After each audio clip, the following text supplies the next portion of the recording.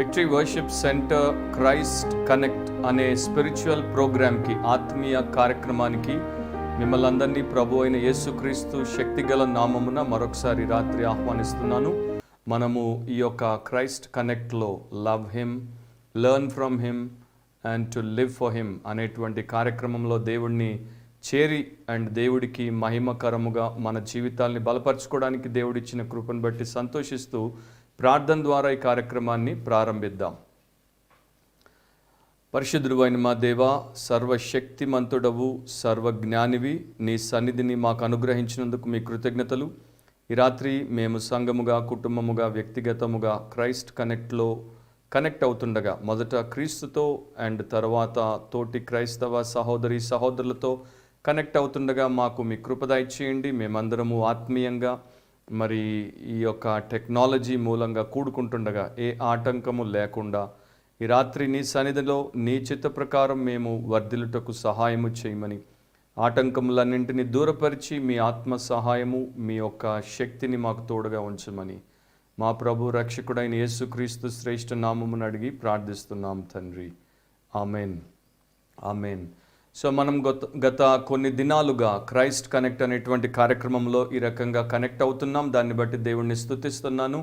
And ఈ యొక్క కార్యక్రమంలో మీకు అందరికీ తెలిసినట్టు 5 భాగాలు ఉంటాయి, 5 పార్ట్స్ ఉంటాయి. సో ఒకదాని తర్వాత ఒక దాంట్లోనికి మనం వెళ్ళిపోతుంటాం కనుక మీరు మీ యొక్క బైబిల్ అండ్ వాటర్ బాటిల్తో కూర్చున్నారని అండ్ మీ కుటుంబ సమేతంగా ఉన్నారని, ఇక్కడ ఈ యొక్క గంట సమయము మరి కొంత ఇటు అటు అయినప్పటికీ మీరు మాత్రం అన్డిస్టర్బ్డ్గా, డిస్ట్రాక్ట్ అవ్వకుండా దేవుడి మీదే దృష్టిని పెట్టి కొనసాగుతారని నమ్ముతున్నాను.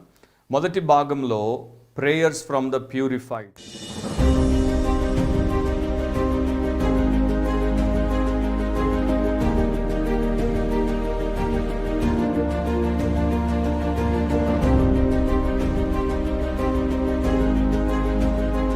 Prayers from the purified. మనకన్నా ముందు పితరులుగా, మనకన్నా ముందు ప్రభువునందు పరిశుద్ధులుగా ఉన్నటువంటి భక్తులు, ఆయా తరాల్లో, ఆయా మరి సెంచురీస్లో జీవించినటువంటి వారు అనేక రకాలైనటువంటి పరిస్థితుల గుండా వారు వెళ్తున్నప్పుడు ప్రభువుని ఏ రకంగా ప్రేమించారు, ప్రభు కొరకు ఏ రకంగా జీవించారు, మరి ముఖ్యంగా ప్రభువును వారు ఏ రకంగా వాక్యములో తెలుసుకొని వాక్యానుసారంగా తమ ప్రార్థనా జీవితాన్ని కలిగి ఉన్నారో దాని గురించి చరిత్రలో దేవుడు మనకి ఇంకా కొంత సాహిత్యాన్ని, అంటే వారు రాసినది లేక వారిని గురించి ఇతరులు రాసిన దాన్ని, ఆ లిటరేచర్ని మనకు అందుబాటులో పెట్టాడు. మనకి టెక్నాలజీ ద్వారా అది ప్రస్తుతం అందుబాటులో ఉంది కనుక మనం తెలుసుకోగలుగుతున్నాం.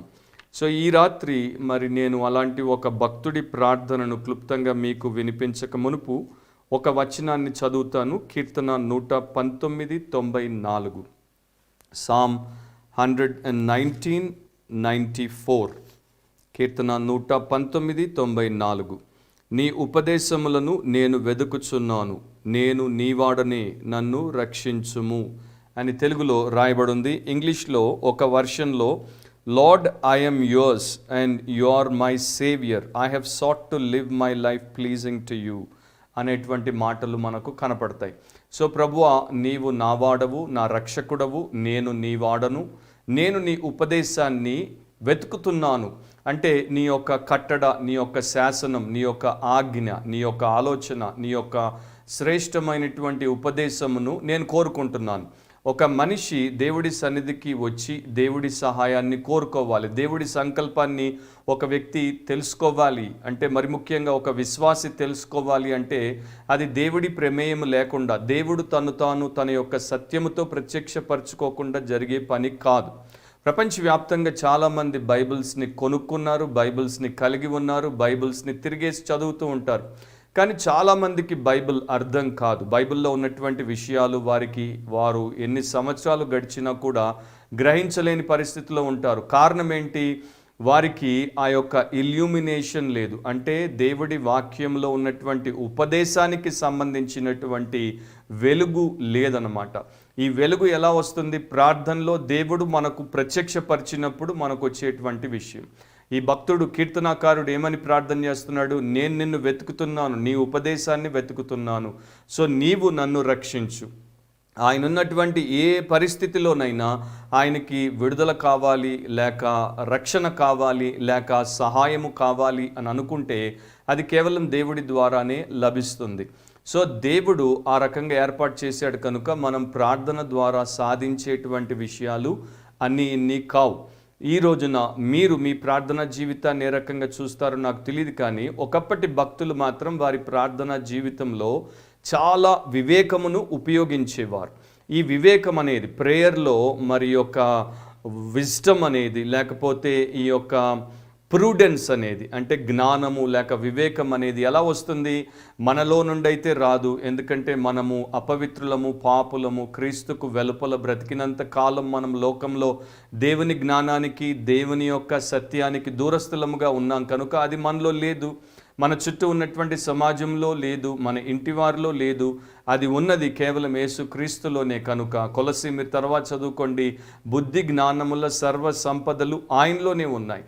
దేవుడే జ్ఞానానికి మూలమై ఉన్నాడు కనుక మనం ప్రార్థనలో దేవుణ్ణి సమీపించినప్పుడు ఆ వివేకాన్ని వాక్యం ద్వారా ఇస్తాడు. తద్వారా మనము వివేకంతో కూడిన వాక్యానుసారమైనటువంటి ప్రార్థనలు చేస్తాం, దేవుడు మెచ్చేటువంటి ప్రార్థనలు చేస్తాం. ఈ ప్రార్థనలు దేవుడికి మహిమనిస్తాయి అండ్ మనకు మేలు చేస్తాయి, ఇతరులను కూడా ప్రభావితం చేస్తాయి. అండ్ ఇలాంటి ప్రార్థనలు భక్తులు చేశారు కనుక వాటిని మనం తెలుసుకోవడం ద్వారా మనము ఇంకా మెరుగుపరచబడతాం.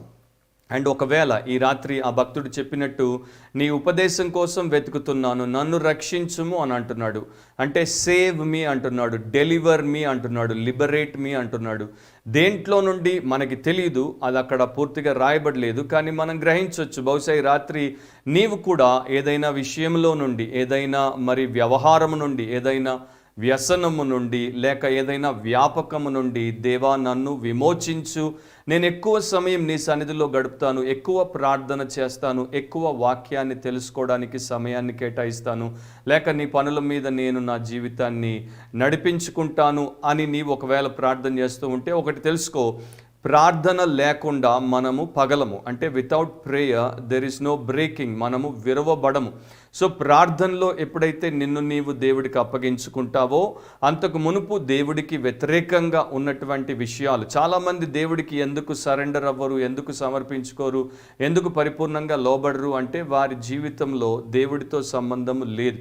కానీ ప్రార్థన ద్వారా మనం దేవుడిని సమీపిస్తూ సంబంధంలో ఎదుగుతూ ఉన్న కొలది ఆయన యొక్క పరిశుద్ధమైన, ఆయన యొక్క ప్రభావంతో కూడుకున్నటువంటి సన్నిధిలో ఒక వ్యక్తి ఎక్కువ సమయం గడుపుతున్నప్పుడు ఏమవుతుంది? అతనిలో ఉన్నటువంటి స్వార్థము కరుగుతుంది, అతని యొక్క మొండితనము మరి పోతుంది, అతని హృదయము విరుగుతుంది, అతని యొక్క మనస్సు మెత్తబడుతుంది, అతని యొక్క వ్యక్తిత్వంలో సౌమ్యత అంటే మృదుత్వం వచ్చేస్తుంది. అండ్ అతడు ఏ స్థితికి వచ్చేస్తాడు, ఆమె ఏ స్థితికి వస్తుందంటే, ఇక దేవా నీ ఇష్టము, నీ చిత్తము, నేను నీ సొత్తును, నీవు ఏమి చేయమంటే అది సంతోషముగా సాఫీగా జీవితకాలం అంతా చేస్తాను అనే పరిస్థితికి వచ్చేస్తాం. సో ఆ రకంగా రావడం చేత ఈ సెల్ఫిష్ రెసిస్టెన్స్ అనేది, అంటే స్వార్థపూరితమైన అహముతో కూడుకున్నటువంటి వ్యతిరేకత ఏదైతే దేవుడికి, దేవుడి విధానానికి మనం చూపుతూ వస్తామో దాని నుండి దేవుడు మనల్ని డెలివర్ చేసేస్తాడు, విడుదల చేసేస్తాడు. అప్పుడు మన హృదయంలో నుండి పెళ్ళుబుకేటువంటి ప్రార్థనలు పవిత్రంగా ఉంటాయి అండ్ ప్రభువుని ఘనపరిచేవిగా ఉంటాయి, స్వచ్ఛముగా ఉంటాయి. సో ఈ భక్తుల్లో అదే మనము చూస్తాం. అండ్ ఈ రాత్రి అలాంటి ఒక భక్తుడిని ఎవరైతే దేవుడికి రకంగా సంపూర్ణంగా సమర్పించుకున్నాడో ఆ భక్తుడి యొక్క ప్రార్థన, ఆయన్ని మరి సెయింట్ జేమ్స్ అని పిలిచేవారు. ఆయన కూడా దాదాపు 1700 years బ్యాక్ జీవించాడు. ఆయన చేసినటువంటి ప్రార్థనలో మూల అంశమును జస్ట్ బ్రీఫ్గా నేను తెలుగులోకి ట్రాన్స్లేట్ చేశాను, దాన్ని మీకు వినిపిస్తాను. మీరు జాగ్రత్తగా ఆయన ప్రార్థనను ఆలకించండి.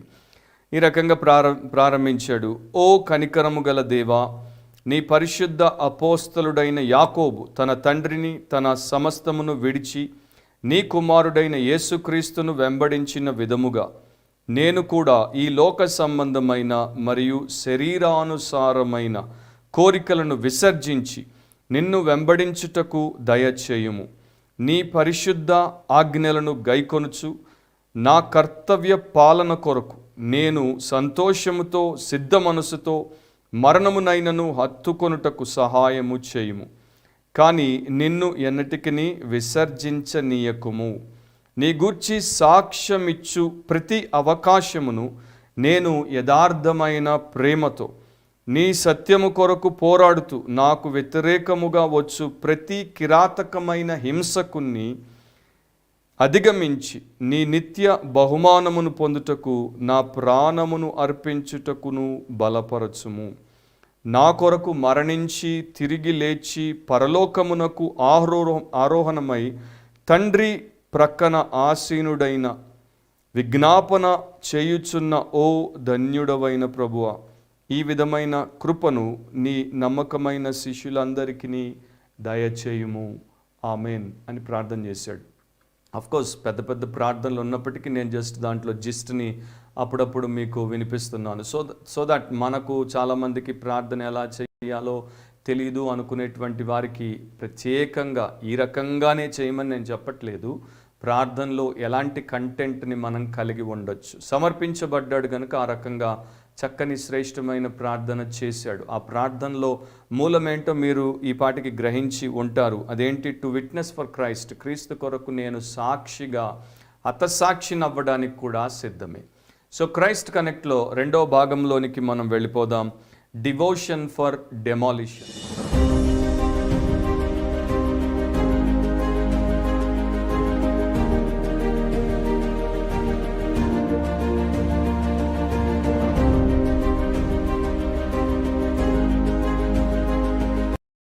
Devotion for demolition.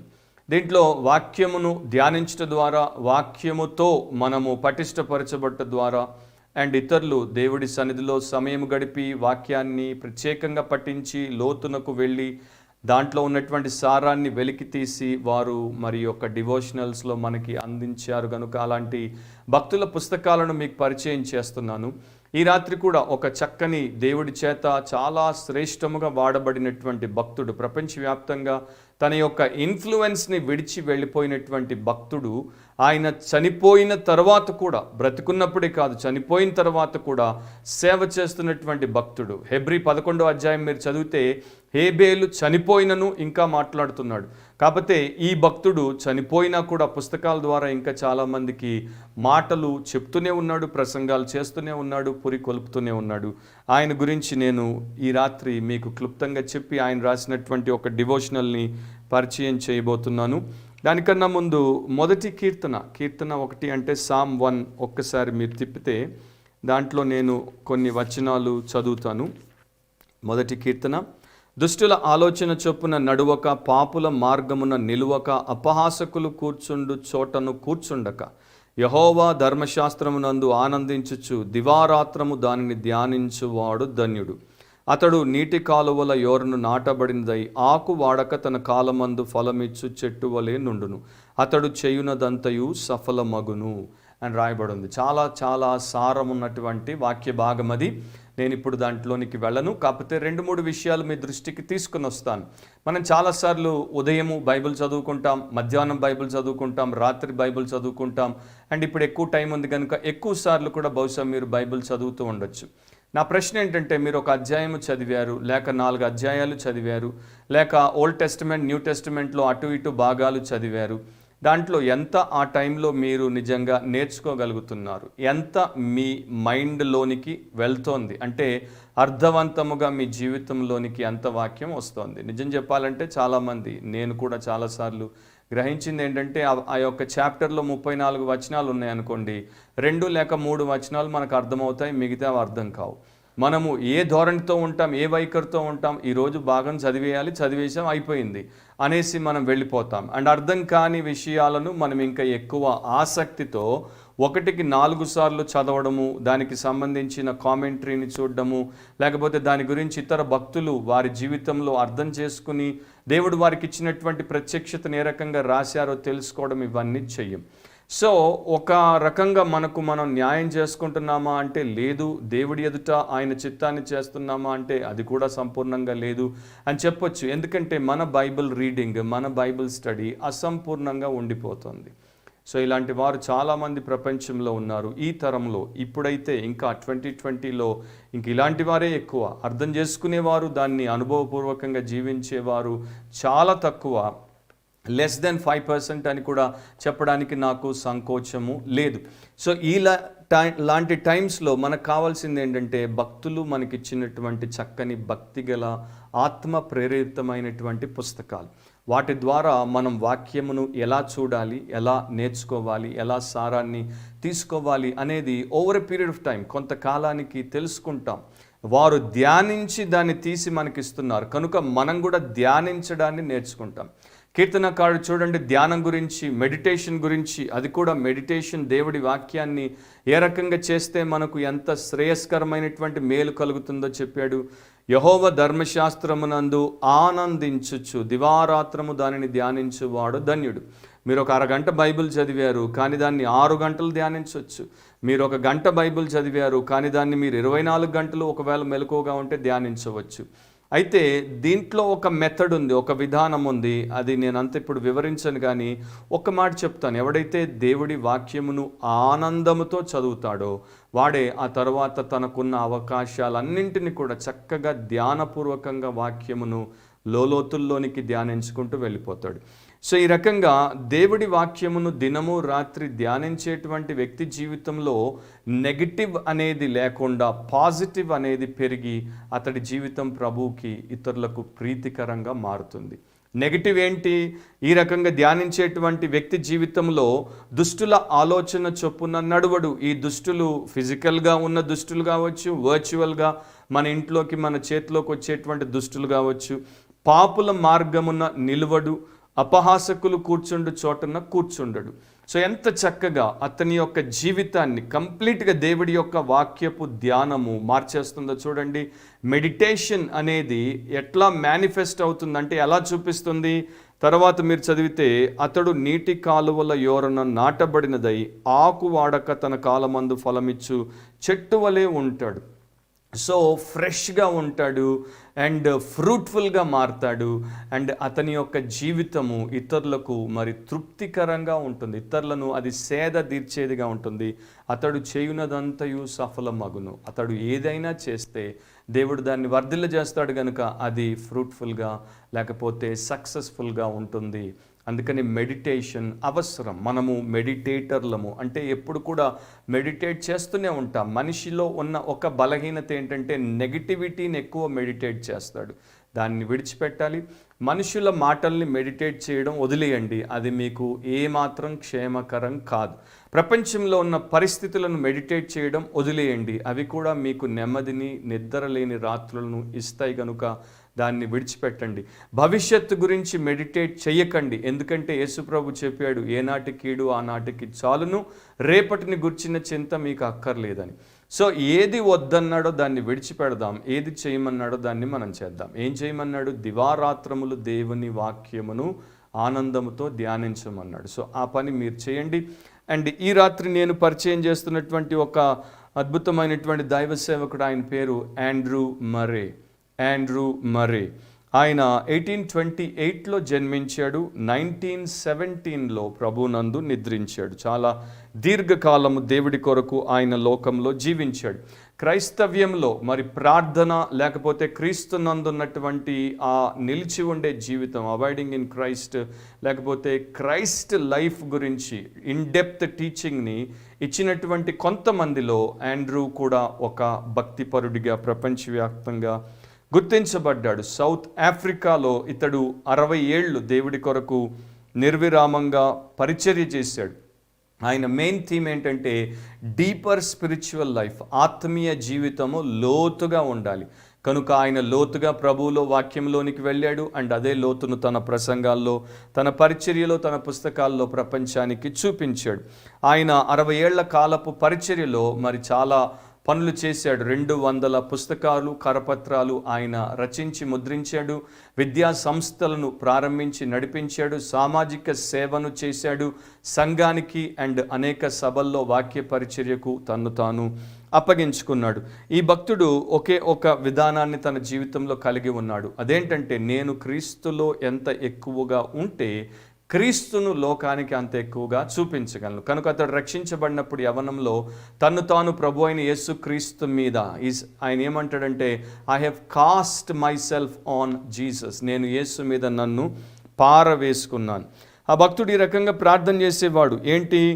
దేవుని సన్నిధిలో ఉన్నటువంటి ఆనందము, ఆయన సన్నిధిలో ఉన్నటువంటి ప్రేమ మరియు వెలుగులో నేను జీవించకుండా ఒక్క నిమిషము కూడా ఉండకూడదు. నా జీవితంలో ప్రతి నిత్యము దేవుని సన్నిధిలో ఉన్న ఆనందము, వెలుగు అండ్ ప్రేమలో నేను జీవించాలి. అది ఆయన ఆశ, అది ఆయన ప్రార్థన. అలాగే దేవుడు ఆయన యొక్క జీవితాన్ని అనుగ్రహించాడు. ఇంకొక మాట కూడా అంటాడు, నేను నా జీవితాన్ని ఆయన తన ప్రేమతో, తన ఆత్మతో పరిపూర్ణంగా నింపునట్లు నేను ఒక నిండైన పాత్రగా నేను సమర్పించుకుంటున్నాను.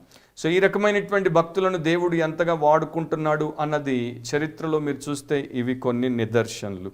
సో ఆయన రాసినటువంటి ఒక డివోషనల్, ప్రార్థనకు సంబంధించినటువంటి డివోషనల్, దాని పేరు 365 daily devotions on prayer. 365 daily devotions on prayer. ఆ పుస్తకం మీకు స్క్రీన్ మీద కనపడుతుంది. దాంట్లో కింద మీరు ఇంకొక మాటను కూడా చూడొచ్చు, inspiration on talking with God. దేవుడితో మాట్లాడుటకు కావలసిన ప్రేరేపణ. సో ఈ 365 రోజుల ప్రార్థన ధ్యానాలలో దేవుడితో మాట్లాడడానికి కావలసినటువంటి వాక్యానుసారమైన ప్రేరేపణను ఆండ్రూ మర్రే మనకు ఇస్తాడు.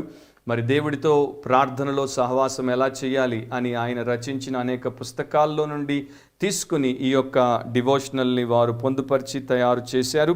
అండ్ దీంట్లో ప్రార్థన అంటే ఏంటి, ప్రార్థన ఎలా చేయాలి, ప్రార్థన ఎందుకు చేయాలి, అండ్ ప్రార్థన ద్వారా కలిగేటువంటి మన ఫలితాలు ఏమిటి అనేటువంటి అంశాలన్నిటి గురించి చక్కగా ప్రార్థనా జీవితాన్ని నేర్పుతూ ముందుకు నడిపిస్తూ తీసుకుపోవడానికి పుస్తకం ఎంతగానో ఉపయోగపడుతుంది. అండ్ దేవుడితో సహవాసం చేయడానికి ఆ రకంగా జీవించి బోధించినటువంటి ఒక వ్యక్తి కన్నా మనకు నేర్పగలిగేటువంటి వ్యక్తి మరొకడు ఉండడు. సో మీ యొక్క క్రైస్తవ జీవితంలో 365 రోజులు దేవుడి సన్నిధిలో ప్రార్థన చేయడానికి అండ్ వాక్యానుసారంగా ప్రార్థన చేయడానికి, ఫలభరితంగా ప్రార్థన చేయడానికి, మీరు ఆత్మీయంగా ఆజానుబహులు అవడానికి అండ్ దేవుని యొక్క వాక్యపు లోతుల్లో వెళ్ళడానికి, ప్రార్థన చేయడానికి ఇది ఎంతగానో ఉపయోగపడుతుంది. సో దాన్ని మీరు ఆన్లైన్లో ఈ బుక్గా లేకపోతే హార్డ్ బౌండ్ ఉంటే హార్డ్ బౌండ్గా మీరు కొనుక్కోవచ్చు. 2020 ఇంకో రకంగా చెప్పాలంటే మనం VWCలో ఇయర్ ఆఫ్ విట్నెసింగ్ అంటే సాక్ష్యం ఇచ్చు సంవత్సరముగా పెట్టుకున్నాం. ఈ సాక్ష్యం ఇవ్వాలంటే దేవుడి సన్నిధానంలో ఎక్కువ ప్రార్థనలో గడపాలి. ఎవరైతే ఎక్కువ ప్రార్థనలో ఉంటారో వారే ఎక్కువగా ప్రభువుని ప్రకటిస్తారు. ప్రార్థన చేయని వారు ప్రభువుని గురించి ప్రకటించుట కాదు కదా, పల్లెత్తు మాట కూడా మాట్లాడరు. సో ఎక్కువ ప్రార్థించండి.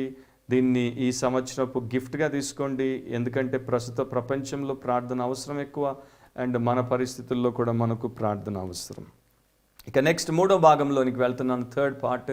థర్డ్ పార్ట్లో క్రైస్ట్ కనెక్ట్లో డివైన్ డోస్.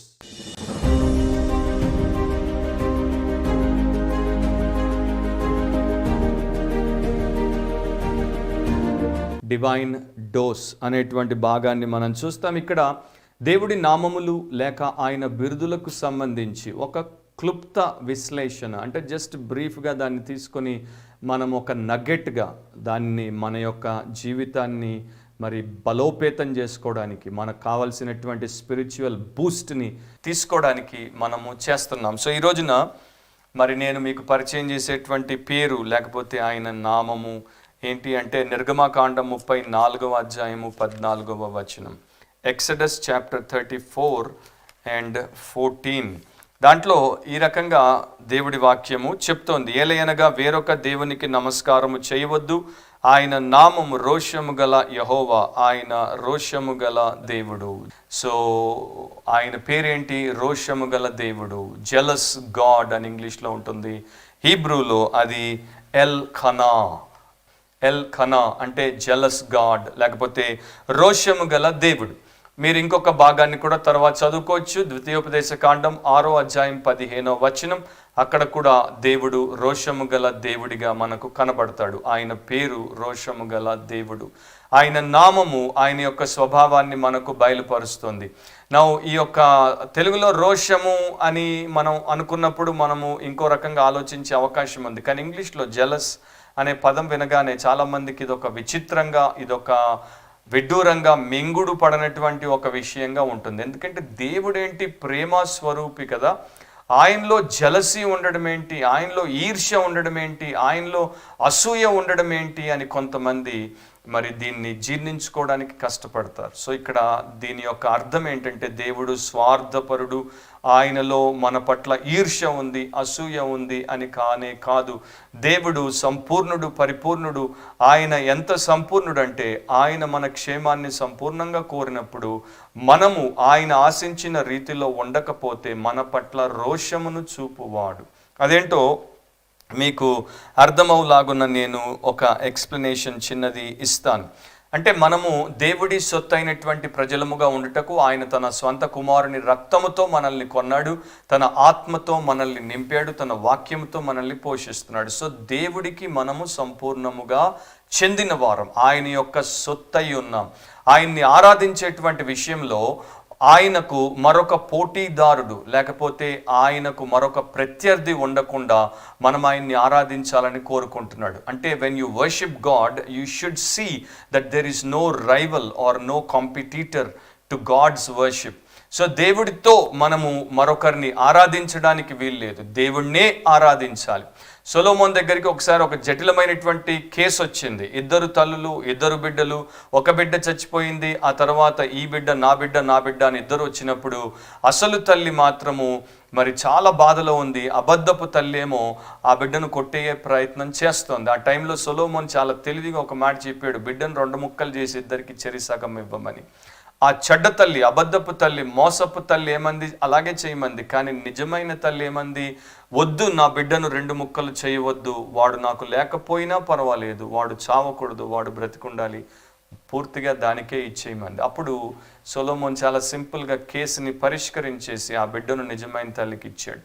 ఇక్కడ ఒక పాయింట్ ఉంది, అదేంటంటే దేవుడు కూడా మన హృదయాన్ని 2 ముక్కలు అవ్వనివ్వడు. దేవుడు మన భక్తిని 2 ముక్కలు అవ్వనివ్వడు. దేవుడు మన నిష్టను 2 ముక్కలు అవ్వనివ్వడు. దేవుడు మన యొక్క జీవితాన్ని 2 ముక్కలు అవ్వనివ్వడు. సో నేను ఒక వైపున దేవుణ్ణి ప్రేమిస్తాను, ఇంకొక వైపున లోకాన్ని ప్రేమిస్తాను అంటే దేవుడు ఒప్పుకోడు. నేను ఒక వైపున దేవుడికి బలమిస్తాను, లోకానికి పాపానికి బలమిస్తానంటే దేవుడు ఒప్పుకోడు. నేను ధనాన్ని దేవుడి సేవకిస్తాను, సాతాను పనులకు కూడా ఇస్తానంటే దేవుడు ఒప్పుకోడు. సో ఈ రకంగా మీరు ఆలోచిస్తే దేవుడికి మనల్ని సంపూర్ణంగా సమర్పించుకునేటువంటి విషయంలో అదే మనకు క్షేమకరమైనటువంటి, అదే దైవ చిత్తానుసారంగా మన పట్ల నిర్దేశించబడినటువంటి అంశము గనుక అక్కడ దేవుడు మనము ఆయన చెప్పినట్టు చేయకపోతే రోషమును చూపిస్తాడు.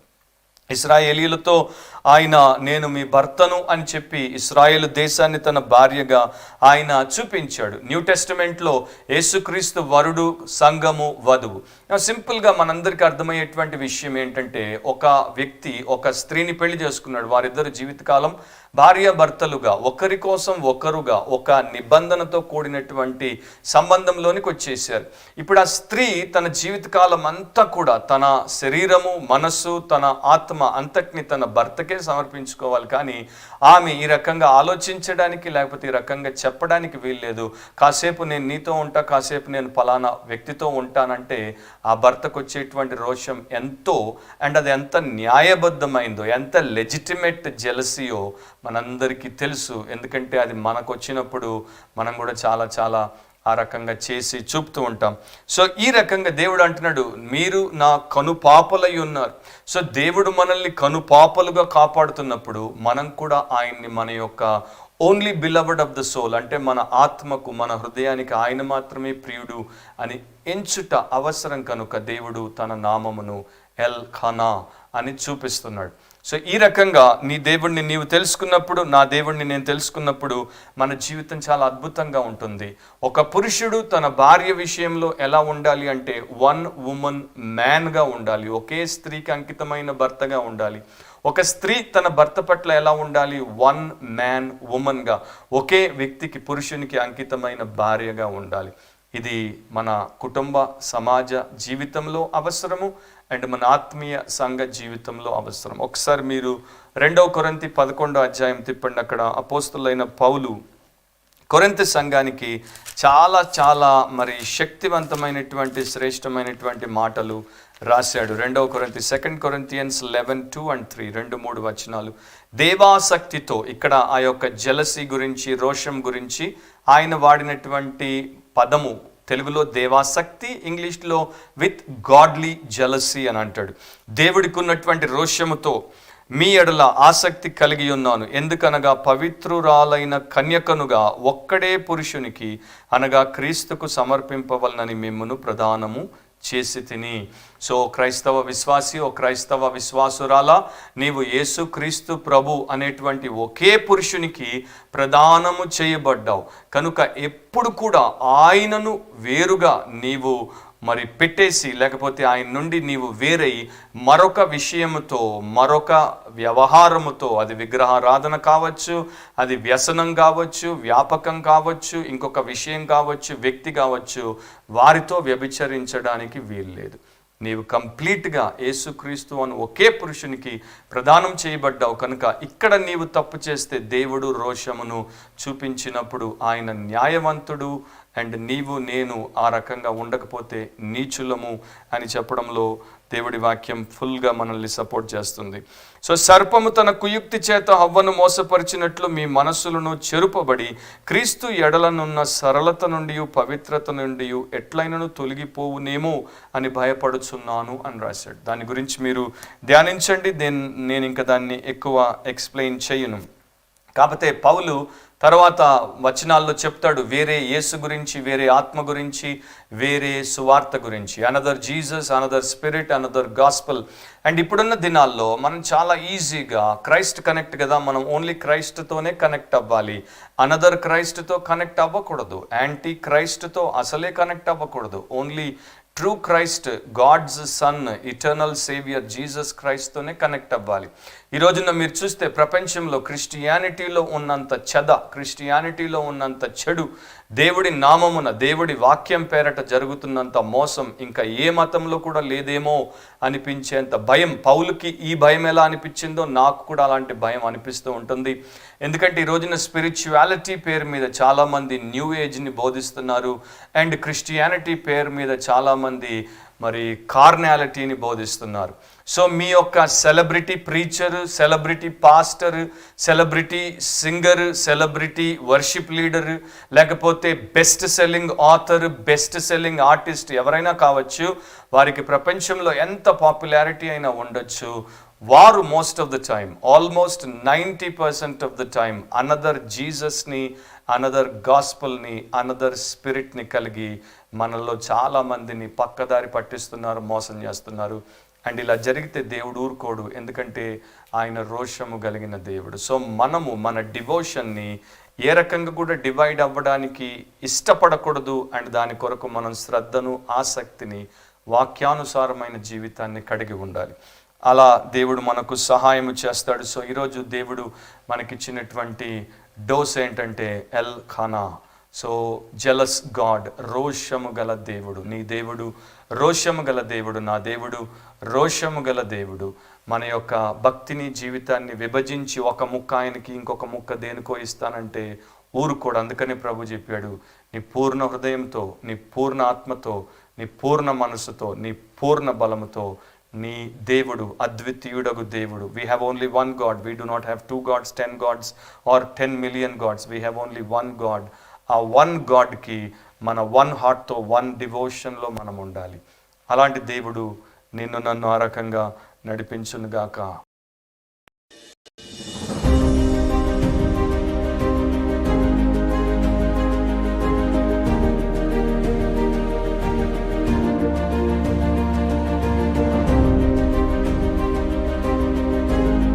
క్రైస్ట్ కనెక్ట్లో 4th పార్ట్లోకి మనం వెళ్ళిపోదాం, 4వ భాగంలోనికి మనం వెళ్ళిపోదాం. His touch in history, his touch in history.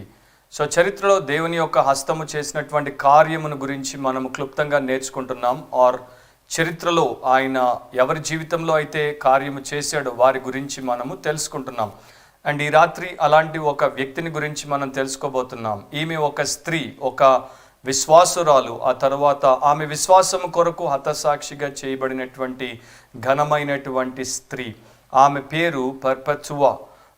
పర్పెచువా అనేటువంటి స్త్రీ గురించి ఎక్కువ వివరాలు చరిత్రలో మనకు లేవు. ఆమె యొక్క జీవిత కాలము, టైం లైన్ ఏంటంటే క్రీస్తు శకము 172 నుండి 203 వరకు, AD 172 నుండి 203 వరకు. ఆ టైంలో ఆమె జీవించింది. ఆమె ఏ ప్రకారం విశ్వాసంలోనికి వచ్చింది, ఎంతకాలం విశ్వాసురాలిగా ఉంది అన్న అంశాలు, ఆ వివరాలన్నీ కూడా మనకు లేవు. కానీ ఆమె చనిపోయిన తర్వాత ఆమె గదిలో, చెరసాల గదిలో దొరికినటువంటి ఒక డైరీ, ఆమె తోటి ఖైదీ యొక్క డైరీ, ఈ రెండింటిని వారు తీసుకొని దాంట్లో ఉన్నటువంటి సమాచారమును సేకరించుట ద్వారా ఈ కొద్దిపాటి వివరాలు పర్పచువా గురించి మనకు తెలిసొచ్చాయి. 3rd సెంచరీలో మరి ఈమె ఉన్న వ్యక్తిగా మనకు అర్థమవుతోంది టైం లైన్ని బట్టి. సో ఈమె ప్రభువుని నమ్ముకున్న ఆ సమయంలో ఒక ఘనమైనటువంటి కుటుంబానికి సంబంధించిన వ్యక్తి, వివాహమైంది, భర్త ఉన్నాడు, ఒక మరి చంటి బిడ్డ కుమారుడు ఉన్నాడు. అండ్ ఆమె ఆ సమయంలో నార్త్ ఆఫ్రికాలో, వీరున్నటువంటి స్థలము కార్తేజ్ అనేటువంటి ప్రాంతము, ప్రస్తుతం దాన్ని ఆఫ్రికాలో ట్యూనిస్ అనేటువంటి దేశముగా పిలుస్తారు. సో ఆ రోజుల్లో నార్త్ ఆఫ్రికాలో క్రిస్టియానిటీ అనేది చాలా వైబ్రెంట్గా ఉండేది. అంటే చాలా మరి విజృంభిస్తూ అనేకులు రక్షణ పొందేటువంటి పరిస్థితుల్ని కల్పిస్తున్నప్పుడు అక్కడ ఉన్నటువంటి రోమన్ చక్రవర్తి, ఆయన పేరు సెప్టిమియస్ సెవరస్, ఈయన ఏం చేశాడంటే క్రైస్తవ్యము మా యొక్క సామ్రాజ్యానికి, మా రోమన్ సాంప్రదాయానికి వ్యతిరేకంగా పాడు చేసేటువంటి మతంగా ఉంది, దాన్ని నేను పాడు చేస్తానని చెప్పి దాన్ని నాశనం చేయడానికి అతడు పూనుకున్నాడు. ఆ క్రమంలో అప్పుడే బాప్తిస్మానికి సిద్ధపడుతున్నటువంటి 5 మంది క్రొత్త విశ్వాసుల్ని వారు అరెస్ట్ చేశారు. దాంట్లో ఒక ఆవిడ పర్పెచువా. సో ఈమెను అరెస్ట్ చేసి జైల్లో పెట్టారు. ఆ టైంలో జైలు గదికి ఆమె తండ్రి రావడం జరిగింది. ఆ తండ్రి వచ్చి ఆమెతో ఈ రకంగా మాట్లాడుతున్నాడు, అమ్మ నా మాట విను, దీంట్లో నుండి నేను నిన్ను బయటికి తీసుకుని వస్తాను, అంటే రిలీజ్ చేయిస్తాను, కాకపోతే నీవు ఒకటి చెయ్యాలి, ఐఎమ్ నాట్ ఎ క్రిస్టియన్, నేను క్రైస్తవురాలను కాను అని నీవు చెప్పాలి, ఒప్పుకోవాలి అని చెప్పినప్పుడు ఆ గదిలో పక్కనే ఉన్నటువంటి ఒక ఫ్లవర్ వాజ్ని చూపిస్తూ దాన్ని ఏమంటారు అని పర్పెచువా అడిగింది. ఆయన చెప్పారు దాన్ని వాజ్ అంటారని. అప్పుడు ఈ మంది ఒక వాజ్ని వాజ్ అనకుండా మరొక పేరుతో ఏ రకంగా పిలవలేమో అదే ప్రకారం ఒక క్రిస్టియన్ని క్రిస్టియన్ అనకుండా మరో రకంగా పిలవలేం. అండ్ నేను క్రిస్టియన్ అయి ఉండి క్రిస్టియన్ కాను అని నేను చెప్పకూడదు అని చెప్పేసినప్పుడు ఆయన చాలా విచారముతో అక్కడి నుండి వెళ్ళిపోయాడు. కొన్ని దినముల తర్వాత ఆమెను ఇంకొక చెరసాల గదికి మార్చారు. అండ్ ఇప్పుడు ఆమె తన చంటి బిడ్డకు పాలు ఇవ్వడానికి వీలును, అవకాశాన్ని కూడా కల్పించారు. ఆ టైంలో తండ్రి మరలా ఆమె దగ్గరికి రావడం జరిగింది. ఈ తండ్రి ఈసారి ఈ రకంగా మాట్లాడుతున్నాడు, అమ్మా ఈ నెరిసిన వెంట్రుకలకైనా నీవు విలువనిచ్చి నా మాట విను, నీ తండ్రి మీద నీవు జాలిపడు. ఒకవేళ నేను నీ తండ్రిగా పిలువబడడానికి యోగ్యుడను అని అనుకుంటే, నీ సహోదరుల కన్నా నిన్ను నేను బాగా పెంచాను, ఈ స్థాయికి తెచ్చాను అని అనుకుంటే, నీ తండ్రి మరి వృద్ధాప్యంలో నెమ్మదితో చనిపోవాలి అని నీవు అనుకుంటే, నీవు నాకు ఈ మేలు చేయి, నీ జీవితానికి నేను తోడ్పడి నిన్ను రిలీజ్ చేయడానికి నా మాట విను అని చెప్పి ఆ కుమార్తె ఎదుట మోకాళ్ళ మీద పడి ఆమె చేతులను పట్టుకొని ముద్దు పెడుతూ మరీ బతిమిలాడుకున్నాడు. ఆ టైంలో అదంతటిని చూసినప్పుడు, అంటే నీవు ఈ రకంగా చనిపోతే నాకు ఎనలేనటువంటి అపకీర్తి వస్తుంది, నేను ఒక దుఃఖగ్రస్తుడైనటువంటి వృద్ధుడిగా చనిపోవాల్సి వస్తుంది, దయతలుచు అని వేడుకున్నప్పుడు మరలా అన్నాడు, నీ తల్లి గురించి ఆలోచించు, నీ అత్త గురించి ఆలోచించు, నీ సహోదరుల గురించి ఆలోచించు, పాలు తాగే నీ చంటి బిడ్డ గురించి ఆలోచించు, నా గురించి ఆలోచించు అని ఎంత చెప్పినా కూడా పర్పెచువా మాత్రము ఆమె అంటే మానసికంగా కొంత ఆయన పరిస్థితిని బట్టి చలించింది, కానీ ఆమె ఆధ్యాత్మికంగా దృఢంగా ఉంది. ప్రభువునందు విశ్వాసము, విధేయతలో, భక్తి శ్రద్ధల్లో అసలు ఏమాత్రము కదలక ఉంది, కదిలించబడకుండా ఉంది. అలా ఉన్నప్పుడు ఆయన వెళ్ళిపోయాడు. కొంత కాలం తర్వాత మరి ఆ గవర్నర్, ఆ ప్రాంతానికి గవర్నర్ హిలరియనస్ అనేటువంటి గవర్నర్ వీరందరినీ తీర్పులోనికి పిలిపించి హియరింగ్ ప్రారంభించినప్పుడు పర్పెచువా యొక్క స్నేహితులను అడిగాడు, ఖైదీలను అడిగాడు, మీరు క్రైస్తవ్యాన్ని విసర్జించి చక్రవర్తి ఆరాధనను చేసి బలులు అర్పిస్తారా అని అడిగినప్పుడు వారు ఒకరు ఒప్పుకోలేదు. వారు మేము క్రైస్తవులము, మేము క్రీస్తు ఆరాధకులము అని చెప్పినప్పుడు ఆయనకి చాలా కోపం వచ్చింది. ఆ టైంలో మరలా పర్పెచువా తండ్రి ఆ కుమారుడిని, ఆమె చిన్న బిడ్డను తీసుకుని అక్కడికి వచ్చాడు. సో ఆమెను అడిగినప్పుడు ఆమె కూడా అలాగే నేను క్రైస్తవురాలను అని చెప్పే సమయంలో తండ్రి అడ్డుకుని ఆ బిడ్డను ఆమె ఎదుట పెట్టి మరలా బతిమిలాడడం మొదలుపెట్టాడు. ఆయన ఈ రకంగా చెప్పాడు, అమ్మా ఈ బిడ్డను చూసి జాలిపడు, వీడి మీద కనికరము చూపి ఒక్కసారి ఆ బలిని చక్రవర్తికి అర్పించేయి అని తండ్రి వేడుకున్నాడు. కానీ పర్పెచువా ఆ రకంగా ఒప్పుకోలేదు. ఈ సన్నివేశాన్ని చూసినప్పుడు గవర్నర్కి కూడా హృదయంలో చెలించిపోయింది. అంటే ఇంత చిన్న చంటి బిడ్డను, పాలిచ్చేటువంటి బిడ్డను కలిగినటువంటి తల్లిని కూడా ఈ స్థితిలో నేను చూడాల్సి వస్తుంది అని చెప్పి వారిద్దరూ తండ్రి కుమార్తెలు మాట్లాడుకోవడానికి కొంత టైం ఇచ్చాడు. ఎంత చెప్పినా ఆమె వినలేదు. విననప్పుడు ఇక ఈయనకి కోపం వచ్చి ఆ తండ్రిని, ఆ ముసలివాడిని సైలెంట్ చేయండి, నిశ్శబ్దం చేయండి అన్నప్పుడు అతన్ని సైనికులు కొట్టి అవతలికి తీసుకెళ్ళిపోయారు. అండ్ పర్పెచువాను అతడు మరణ శిక్షకు అప్పగించేశాడు. సో పర్పెచువా అండ్ ఆమెతో ఉన్నటువంటి క్రైస్తవ ఖైదీలను వారు అరేనాలోకి తీసుకుని వచ్చి మరి వారికి వేరే అంగీలు తొడిగి దాంట్లో పెట్టినప్పుడు వెనక నుండి ఒక అడవి దున్న వచ్చి పర్పెచువాను వీపు మీద కొడితే ఆమె పైకి ఎగిరి కింద పడి ఆమె వస్త్రాలు సర్దుకుంటున్నప్పుడు, కానీ ఆ పాటికే వారు చిరుత పులులను విడిచిపెట్టారు. ఈ చిరుత పులులు అక్కడ ఉన్నటువంటి క్రైస్తవ ఖైదీల మీద పడి వారి వస్త్రాలన్నింటినీ కూడా రక్తవర్ణముగా మార్చేశారు. ఇక చివరికి ఈ యొక్క పర్పెచువా అండ్ కొంతమందిని వారు వరుసలో నిలబెట్టి ఖడ్గము చేత చంపేశారు. ఆమె ఒక యవనస్తురాలు, మీరు చూశారు. ఆ యవన ప్రాయంలో యేసు ప్రభుని హృదయానికి హత్తుకుని తనను కానీ, తన భర్తను కానీ, బిడ్డను కానీ, తండ్రిని కానీ, ఇంటి వారిని కానీ, మరొక దాన్ని కానీ ప్రేమించకుండా ప్రాణాలు అర్పించింది. ఇది ఇప్పుడున్నటువంటి క్రైస్తవులకు అర్థం కావడం కష్టం. ఎందుకంటే వాక్య వివేచన లేనటువంటి వారు లో దృష్టితో, లోక దృష్టితో మాత్రమే చూసేటువంటి వారికి ఈ సంఘటన, ఈ సన్నివేశము అర్థం కాదు. స్టాండింగ్ అప్ ఫర్ జీసస్ అంటే యేసు కొరకు నిలబడుట, యేసు కొరకు హతసాక్షులవుట, యేసు కొరకు సాక్ష్యం ఇచ్చుట అన్నవి ఈనాటి క్రైస్తవులకు అర్థం కాదు. ఆనాటి క్రైస్తవులకు జీవితం అంటే అదే, కానీ ఈనాటి క్రైస్తవులకు జీవితం అది కాదు అన్నది మనందరికీ తెలిసిన విషయమే. మీరు అనొచ్చు, కొంతమంది మీలో ఈ వీడియో వీక్షించేటువంటి వారు, ఏం మనిషి ఆ స్త్రీ, తండ్రి మాట వినలేదు, బిడ్డను పట్టించుకోలేదు, భర్తను పట్టించుకోలేదు అని. ఒక సత్యం దేవుడి సేవకుడిగా చెప్తాను, ఏం మనిషి, ఎలాంటి మనిషి అని ఆమె గురించి మనం అనొచ్చు, కానీ ఆమె దేవుడి మనిషి అని నేను చెప్తాను. వాక్యమును బట్టి మనము మనుషులం, అందుకనే మనుషుల కొరకు బ్రతుకుతాం. వారు దేవుడి మనుషులు, అందుకనే వారు దేవుడి కోసం బ్రతుకుతారు. అండ్ గుర్తుపెట్టుకోండి, ఎప్పుడు మర్చిపోవద్దు, మనుషులకు దేవుడి మనుషుల్ని అర్థం చేసుకోవడము అయ్యే పని కాదు. ఒకసారి మీ బైబిల్ని మీరు తిప్పండి, ప్రకటన గ్రంథం 12వ అధ్యాయము, దాంట్లో 11వ వచనం రాయబడింది. ఇలాంటి ధన్యురాళ్ల కొరకే, ఇలాంటి ధన్యుల కొరకే.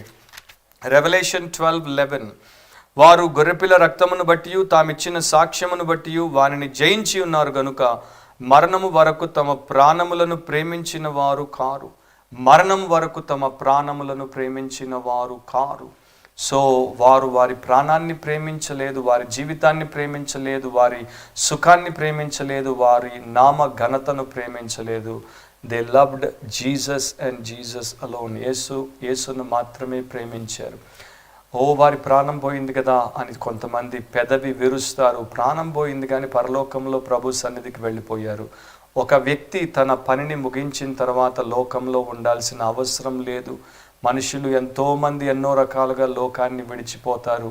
సో దేవుడి పని మీద వచ్చిన ఒక వ్యక్తి దేవుడు కోరినట్టు దేవుడి పనిని చేసి వారి జీవితం ఇంకా అనేకులకు భావితరాల్లో గొప్ప దీవెననుగా విడిచిపెట్టి వెళ్ళుట కన్నా ధన్యత లేదు.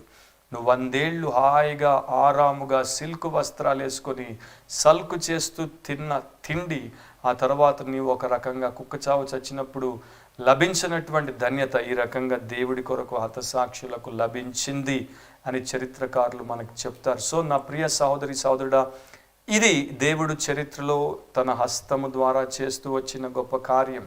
అగస్టిన్ లాంటి మేధావి అండ్ గొప్ప వేదాంతవేత్త తరువాత కాలంలో ఆయన 5th సెంచరీలో పర్పెచువా యొక్క లైఫ్ అండ్ టెస్టిమనీని బట్టి, ఆమె మార్టర్డమ్ని బట్టి ఎంతో ప్రభావితమయ్యాడు. 4 ప్రసంగాలు ఆమె డెత్ గురించి ఆయన చేశాడు.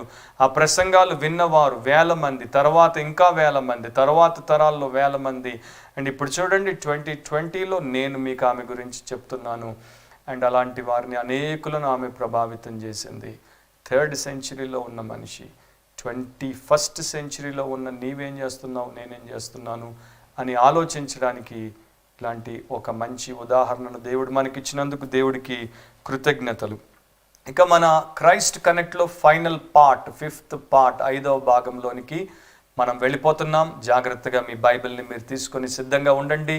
5వ భాగం ఏంటంటే word for the wicked, wretched, week, weary and the wonderful.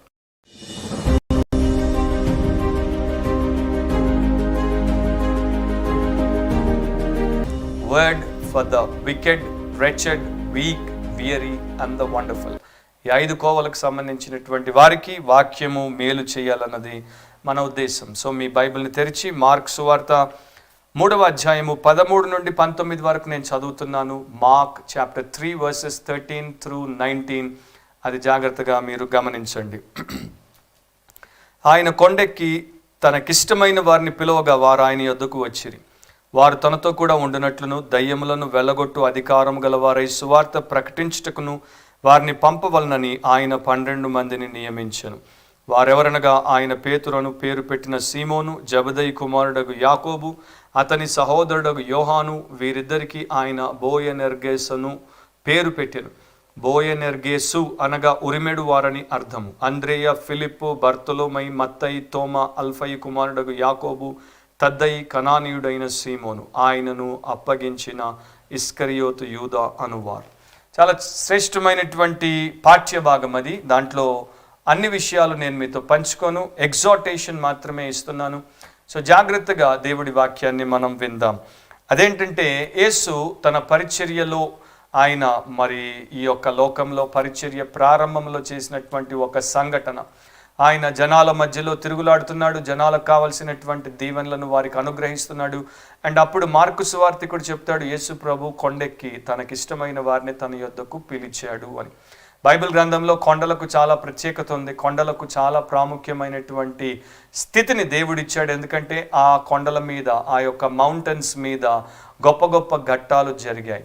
And యేసు ప్రభు జీవితంలో కూడా కొండలకు చాలా ప్రాధాన్యతను ఇవ్వబడింది. మనం మత్తయి సువార్త 4వ అధ్యాయాన్ని ఒకవేళ తిప్పి చూస్తే మీరు తర్వాత 4వ అధ్యాయము 8 నుండి 11 వరకు చదువుకోండి. నేను జస్ట్ ఒక విషయాన్ని మాత్రం మీకు చూపిస్తాను. అక్కడ ఏమని ఉంటుంది?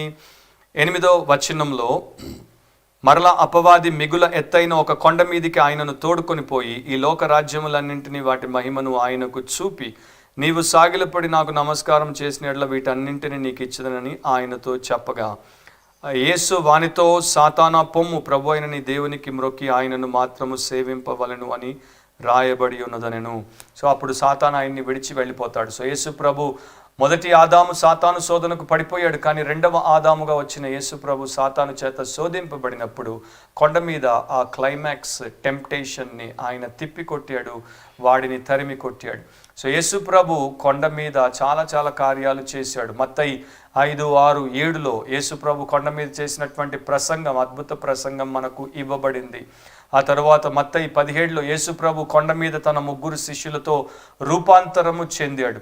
తరువాత యేసు మత్తయి 24, 25లో కొండ మీద ది ఆలివెట్ డిస్కోర్స్ అంటారు, ఒలీవ కొండ ప్రసంగాన్ని మరి అద్భుతంగా అంత్య దినాల గురించి, ఇతర సత్యాల గురించి ఆయన నేర్పించాడు. మరలా మనం ఇక్కడ మత్తయి 28లో చూస్తే కొండ మీదే ఆయన పునరుత్థానపరచబడిన తర్వాత తన శిష్యులను ఎదుర్కొన్నాడు, ఆరాధించబడ్డాడు, వారికి ఆదేశాన్ని, గ్రేట్ కమిషన్, గొప్ప ఆదేశాన్ని ఇచ్చాడు. సో కొండల అనుభవం అనేది ప్రభు అయిన యేసు జీవితంలో చాలా శ్రేష్టముగా కనపడుతుంది. లోయల్లో బ్రతికేటువంటి వారికి అప్పుడప్పుడు తరచూ కొండ అనుభవం చాలా అవసరం. సో యేసు పగలంతా పరిచర్య చేసి తర్వాత ప్రార్థనకు కొండకు వెళ్ళేవాడు, లేకపోతే అరణ్యంలోనికి వెళ్ళేవాడు. ఏకాంతముగా తండ్రి అయిన దేవుడితో ఆయన సమయం గడిపేవాడు. ఇప్పుడు వీరిని ప్రార్థించిన తర్వాత లూకా 6:12 నుండి 13 వరకు మీరు చూస్తే, ప్రార్థించిన తర్వాత రాత్రంతా ప్రార్థించి వీరిని ఎన్నుకున్నాడు. ఈ యొక్క ప్రజల్ని, ఆ ప్రజల్లో నుండి ఈ 12 మందిని ప్రత్యేకంగా స్పెసిఫిక్ ఇండివిజువల్స్ని వారి పేర్లు పెట్టి తన యొద్దకు పిలిచి వారిని ఆయన ఏర్పరచుకున్నాడు. ఎలాంటి వారిని ఏర్పరచుకుంటాడు? అందరినీ ఏర్పరచుకోడు, శిష్యులలో నుండి ఆయన ఏర్పరచుకుంటాడు. మార్కు 3, 7లో మీరు చూస్తే యేసు తన శిష్యులతో కూడా సముద్రమునొద్దకు వెళ్ళగా అని రాయబడింది. సో తన శిష్యులలో నుండి 12 మందిని ఏర్పరచుకున్నాడు. కోర్స్ ఈ 12లో ఒకడు డమ్మీ, 11 డిసైపుల్స్, అంటే ఒకడు నకిలీ, 11 నిజమైనటువంటి వారు అనేది మనకి తెలుసు. ఈ 12 కూడా దేవుడి ప్రణాళిక చొప్పున ప్రభు అయిన యేసుకు పరిచారకులుగా, అపోస్తలుగా నియమించబడుట, ఏర్పాటు చేయబడింది కనుక ఆ రకంగానే వారు ఏర్పరచబడ్డారు. సో వీరిని ఆయన తన యొద్ద ఉండుటకు పిలిచాడు. ఎందుకు తన యొద్ద ఉండాలి? 3.5 ఏళ్ళు ఆయనతో ఉంటే ఆయన్ని వారు దగ్గరగా చూడడానికి, ఆయన్ని బాగా తెలుసుకోవడానికి, ఆయన్ని వారు నేర్చుకోవడానికి, ఆయన వలె వారు నడుచుకోవడానికి, రూపాంతరము చెందడానికి ఆయన వారిని తనతో ఉండమని పిలిచాడు. ఇలాంటి వారిని, ఈ 12 పేర్లు మీరు చదివినప్పుడు మీకు అర్థమవుతుంది వారెవరో. నేను ఆల్రెడీ చదివి వినిపించాను. ఇలాంటి వారు మరి ఒక పాస్టోరల్ కమిటీ పెడితే వీరిలో ఒకరిని కూడా పాస్టర్స్ కమిటీ ఎంపిక చేయదు. ఒక చర్చ్ మినిస్ట్రీ వారు వీరిని ఎంపిక చేయరు. ఒక ఆర్గనైజేషన్ వీరిని ఎంపిక చేయదు. ఎందుకు ఎంపిక చేయదు అంటే మరి వీరిలో పెద్ద క్వాలిఫికేషన్స్ ఉన్నవారు లేరు. వీరందరూ మరి మామూలు పామర్లు, ప్రఖ్యాతిగాంచిన వారు ఒకరు లేరు. అండ్ వీరిలో ఏ విషయంలో కూడా ప్రావీణ్యత ఉంది అని చెప్పుకోవడానికి పెద్దగా ఏ సంగతి లేదు. అండ్ వీరికి ఘనులు గారు, వీరు ధనికులు గారు, వీరు బలాఢ్యులు గారు, వీరు సమాజంలో పేరుగాంచి గుర్తింపు పొందినటువంటి వారు కారు. వీరు చాలా సాధారణమైనటువంటి డౌన్ టు ఎర్త్ పీపుల్ అనమాట. సామాన్యంగా భూమికి అతుక్కుని బతికేటువంటి ప్రజలు. దేవుడు వారిని ఎంపిక చేసుకున్నాడు. తనకిష్టమైన వారిని తన యొద్దకు పిలుచుకున్నాడని బైబిల్ మనకి చెప్తోంది. నేను మీకు ఒక విషయాన్ని చదువుతాను. కొరింథీయులకు రాసిన మొదటి పత్రిక 1వ అధ్యాయం 26 నుండి 1 Corinthians 1:26 ఆన్వర్డ్స్ దేవుడు ఎలాంటి వారిని ఏర్పరచుకుంటాడు, పిలుస్తాడు అన్నది ఇక్కడ రాయబడింది. సహోదరులారా, మిమ్మును పిలిచిన పిలుపును చూడుడి. మీలో లోకరీతిని జ్ఞానులైనను గనులైనను గొప్ప వంశం వారైనను అనేకులు పిలువబడలేదు గాని ఏ శరీరియు దేవుని ఎదుట అతిశయింపకుండునట్లు జ్ఞానులను సిగ్గుపరచుటకు లోకములో నుండి వెర్రివారిని దేవుడు ఏర్పరచుకుని ఉన్నాడు. బలవంతులైన వారిని సిగ్గుపరచుటకు లోకములో బలహీనులైన వారిని దేవుడు ఏర్పరచుకొని ఉన్నాడు.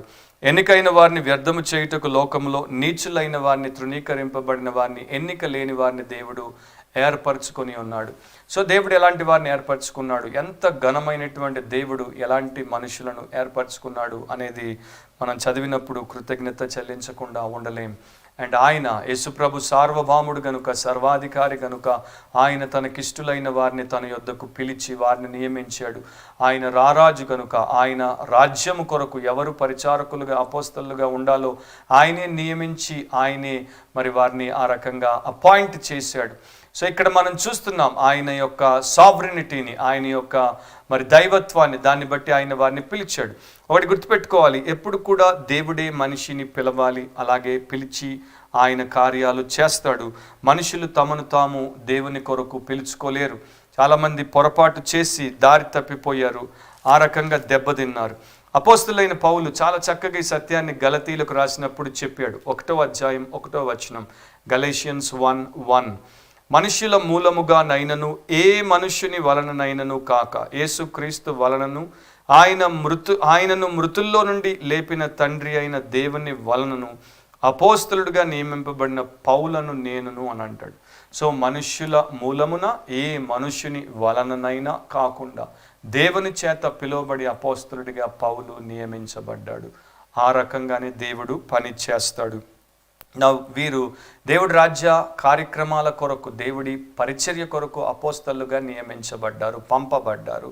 ప్రార్థన ద్వారా వీరు వచ్చారు, ప్రార్థన ద్వారా వీరు వెళ్ళారు, దేవుడి ప్రభావంతో వీరు వెళ్ళారు. అది తర్వాత మనం సువార్తల్లో చదువుకునేటువంటి విషయం. కాకపోతే వీరిని మీరు ఒకసారి ఆలోచించండి, ఎలాంటి మనుషులు వీరు, వీరి యొక్క బ్యాక్గ్రౌండ్స్ వేరు, లైఫ్ ఎక్స్పీరియన్సెస్ వేరు, అంటే వీరు వచ్చినటువంటి ఆ స్థితిగతులు వేరు, జీవిత అనుభవాలు వేరు, వీరి యొక్క పర్సనాలిటీస్ వేరు, టెంపరమెంట్స్ వేరు, వారి వ్యక్తిత్వాలు, వారి స్వభావాలు వేరు, వీరి బలాలు బలహీనతలు వేరు వేరు, వీరి యొక్క ప్యాషన్స్, పర్స్యూట్స్ అంటే వీరికి ఉన్న ఆశయాలు, వీరు వెంపర్లాడి వెంటబడే విషయాలు వేరు వేరు.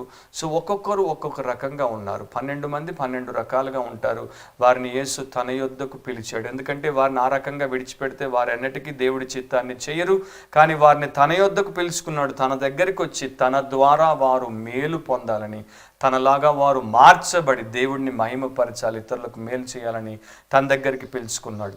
సో మొదటి ఆదాము నుండి వచ్చినటువంటి వీరు మొదటి ఆదాము చేత పీడించబడ్డారు, ప్రభావితులయ్యారు, మొదటి ఆదాములాగా బ్రతికారు, అలాగే ఆలోచించారు, అలాగే మరి ఆశలు కలిగి ఉన్నారు, అలాగే అడుగులేశారు, అలాగే పాతాళానికి తొక్కబడ్డారు. అలాంటి వారిని ఇప్పుడు రెండవ ఆదాము తన దగ్గరికి పిలిచాడు.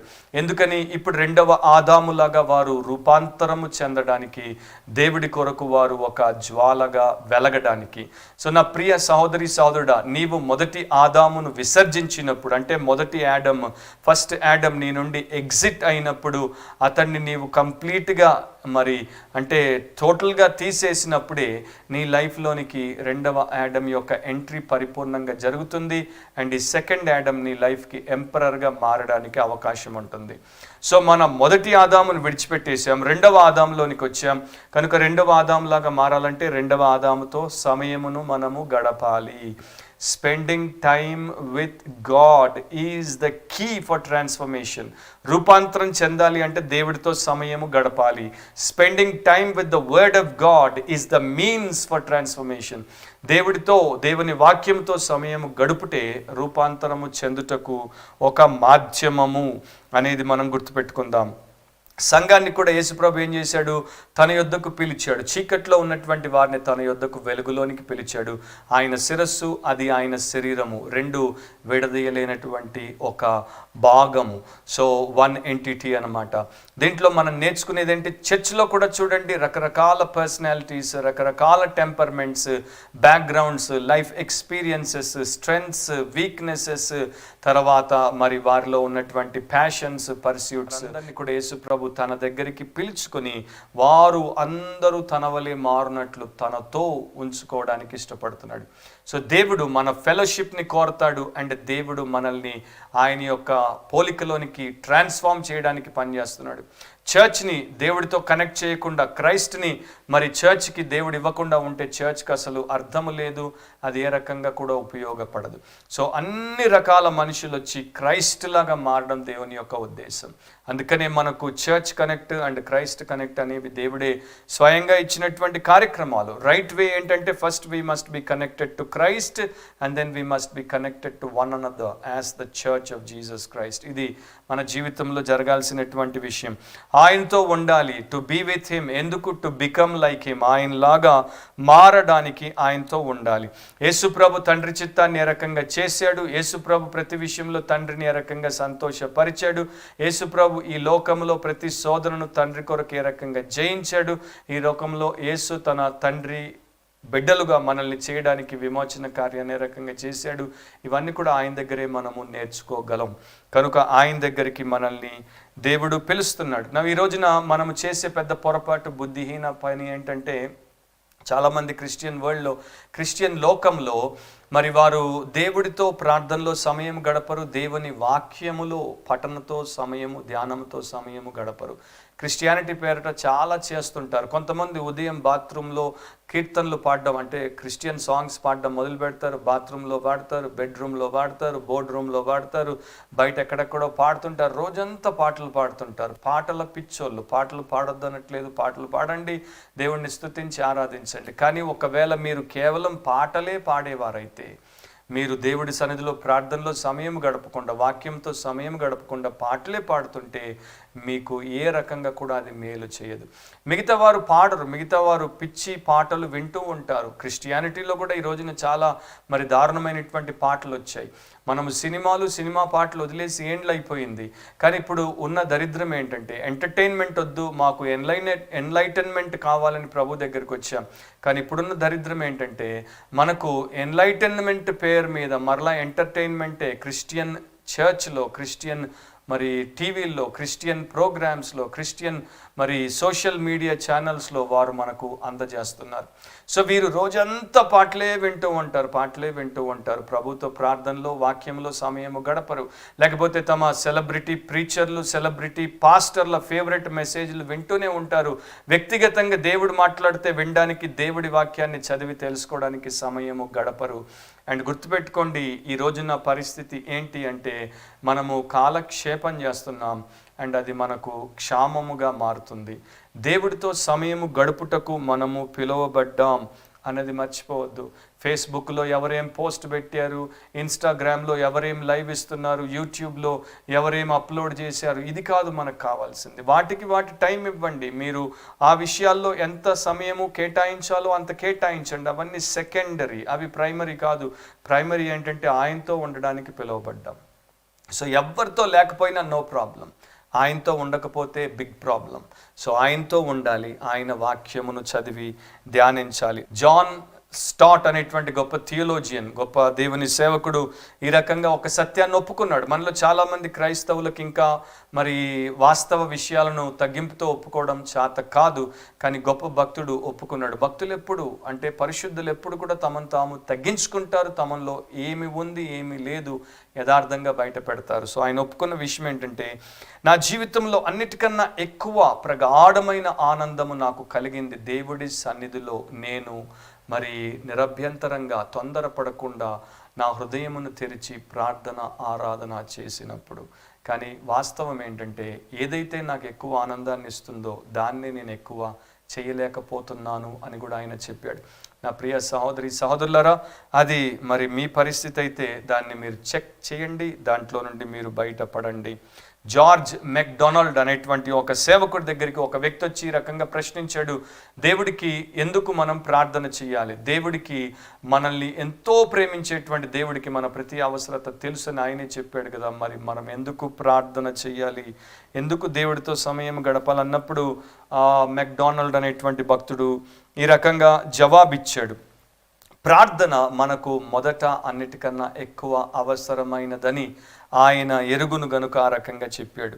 ఎందుకంటే ప్రార్థన ద్వారా దేవుడు మనకు మరి గొప్ప అంతము లేని అవసరాన్ని తీరుస్తాడు. గ్రేట్ అండ్ ఎండ్లెస్ నీడ్ ఏంటది? హిమ్సెల్ఫ్. దేవుడే మన గొప్ప అంతము లేని అవసరము, అది ప్రార్థనలోనే మనకు లభిస్తుంది కనుక దేవుడు మనల్ని ప్రార్థించమన్నాడు. సో మీరు ప్రార్థన ఏ విషయముతో ప్రేరేపించబడి చేసిన, అంటే ఒక అవసరం ఉండి ప్రార్థన చేసిన ఆ అవసరతను దేవుడు తీర్చినప్పటికీ ఆయనే మన మెయిన్ అవసరం కనుక ఆయనను మనకు అందిస్తాడు.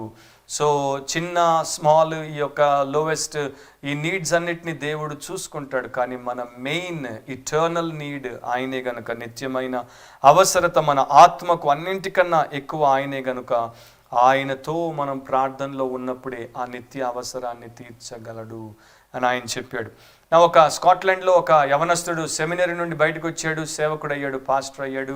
మొట్టమొదటిసారి తన చర్చ్ యొక్క కాంగ్రిగేషన్ని విజిట్ చేస్తున్నాడు. ఒక్కొక్కరింటికి వెళ్తున్నాడు, 10 నిమిషాలు ప్రార్థన చేసి వారిని పలకరించి వెళ్ళిపోతున్నాడు. సో ఒక వృద్ధ వ్యక్తి దగ్గరికి వచ్చినప్పుడు ఆమెతో 10 నిమిషాలు మాట్లాడి ప్రార్థన చేసి మీకు ఒక వాగ్దానం ఇస్తానని మత్తయి సువార్త 28వ అధ్యాయం 20వ వచనం మాథ్యూ 28:20లో ఉన్న ప్రభు చెప్పిన మాటను చెప్పాడు. ఇదిగో యుగ సమాప్తి వరకు నేను నీతో కూడా ఉన్నాను.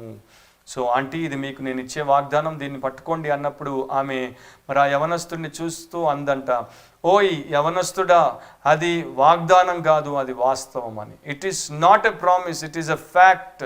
ఎందుకు? నా జీవితంలో ఆయన నన్ను ఎప్పుడూ విడవలేదు, ఎడబాయలేదు. ఆయన నాతోనే ఉన్నాడు. అది ప్రామిస్ కాదు, ఇట్స్ ఎ ఫ్యాక్ట్. సో వాగ్దానం అంటే జరగాల్సింది, కానీ ఫ్యాక్ట్ ఏంటి? ఆల్రెడీ జరిగిపోయింది, జరుగుతున్నది.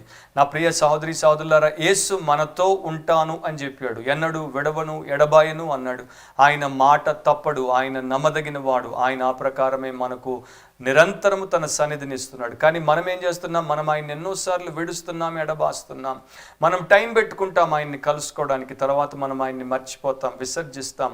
జస్ట్ ఇమాజిన్ చేయండి, ఒకవేళ యేసు మీ డ్రాయింగ్ రూమ్లో ఉంటే మీరు బెడ్రూమ్లో ఇంకో పనిని ఆయనను ఇగ్నోర్ చేసి, నెగ్లెక్ట్ చేసి, ఆయన్ని కేర్ చేయకుండా చేసుకోగలుగుతుంటారా? బాత్రూంలో చేసుకోగలుగుతారా? లేకపోతే కిచెన్లో చేసుకుంటారా? లేకపోతే ఇంకో చోట చేసుకుంటారా?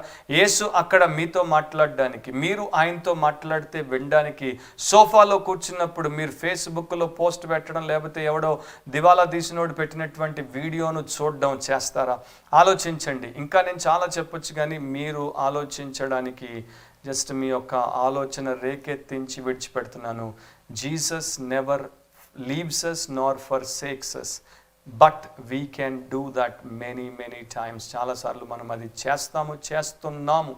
దాంట్లో నుండి మనం బయటపడదాం. దాని అర్థం అయితే బ్రదర్ మేము పడుకోవద్దా, మేము పని చేసుకోవద్దా, మేము వంట చేసుకోవద్దా?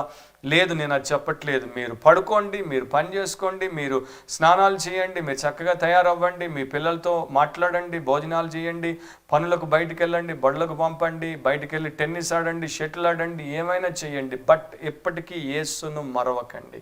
అన్కాన్షియస్గా జీసస్ని బయట పెట్టకండి. Always feel his presence.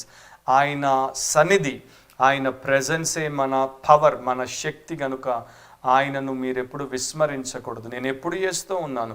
భార్య బిడ్డలతో ఉన్నప్పుడు యేసుతో ఉన్నాము, బయట ఆఫీస్లో ఉన్నప్పుడు యేసుతో ఉన్నాము, అండ్ మార్కెట్లో ఉన్నప్పుడు యేసుతో ఉన్నాము, చర్చ్లో ఉన్నప్పుడు యేసుతో ఉన్నాము.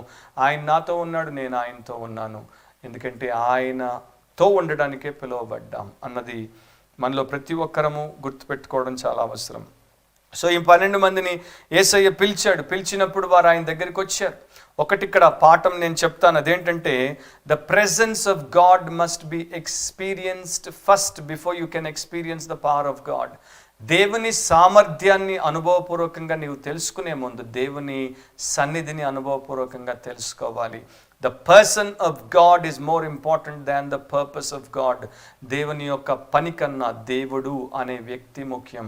నిర్గమకాండం 34 చదవండి. మోషే విషయంలో దేవుడు అదే చేశాడు. మొదట తన్ను పరిచయం చేసుకున్నాడు, తర్వాత తన పరిచర్యను పరిచయం చేశాడు. సో ఈ రకంగా ప్రభు తన బిడ్డలకు గొప్ప మేలు చేశాడు ఆయన సన్నిధినిచ్చి. ఏదేను నుండి ఆదాము అవ్వలను వెళ్ళగొట్టిన దేవుడు యేసునందు మరలా వారిని ఆహ్వానించాడు. ఎంత గొప్ప ధన్యత చూడండి, ఎంత గొప్ప బ్లెస్సింగ్ చూడండి. బ్లెస్సింగ్ దీనికన్నా గొప్ప బ్లెస్సింగ్, ఇటర్నల్ బ్లెస్సింగ్ ఇంకొకటి లేదు. ఈ స్టాన్లీ జోన్స్ అనేటువంటి సేవకుడు ప్రార్థన యొక్క శక్తి గురించి, దాని యొక్క పనితనం గురించి ఈ రకంగా వివరించాడు. ప్రార్థన అంటే దేవుణ్ణి నా చిత్తం వైపు లాగేసుకోవడం కాదు, నా చిత్తాన్ని నేను దేవుని వైపు మమేకం చేయడం, ఆయనతో ఏకము చేయడము. దేవుని చిత్తము విమోచనాత్మకమైనది. అది నన్ను ప్రతి విషయం నుండి అండ్ ఏ విషయం నుండైనా విమోచిస్తుంది. నా గుణాన్ని, ప్రవర్తనను, నాలో ఉన్నటువంటి సృజనాత్మకతను బాగు చేస్తుంది. అండ్ ఇంకొక మాట అంటాడు, నా హోల్ పర్సన్, నా పూర్ణ వ్యక్తి దేవుడిలో నేను ప్రార్థనతో కాంటాక్ట్ చేసినప్పుడు, అంటే ఆయన్ని సంప్రదించినప్పుడు, ఆయన్ని తాకినప్పుడు నాకు పూర్తిగా దేవుడు మేలు చేస్తాడు. నా శరీరానికి ఆరోగ్యాన్ని, నా మనస్సుకు ప్రకాశాన్ని, నా ఆత్మకు నైతిక ఆత్మీయ బలాన్ని దేవుడిస్తాడు. సో ప్రార్థన అనేది దేవుడి ఎదుట నన్ను నేను బహిర్గతం చేసుకోవడం. Prayer is a time of exposure before God. దేవుడి ముందు నన్ను నేను తెరుచుకోవడం, పరుచుకోవడం. సో నేను 1 గంటన్నర 2 గంటలు రోజు దేవుడి ఎదుట ఉండి నన్ను నేను బహిర్గతం చేసుకొని ఏ విషయాలు అడగకుండా ఆయన్నే ఇంకా ఎక్కువ నాకు ఇవ్వమని అడుగుట ఎంత ధన్యత.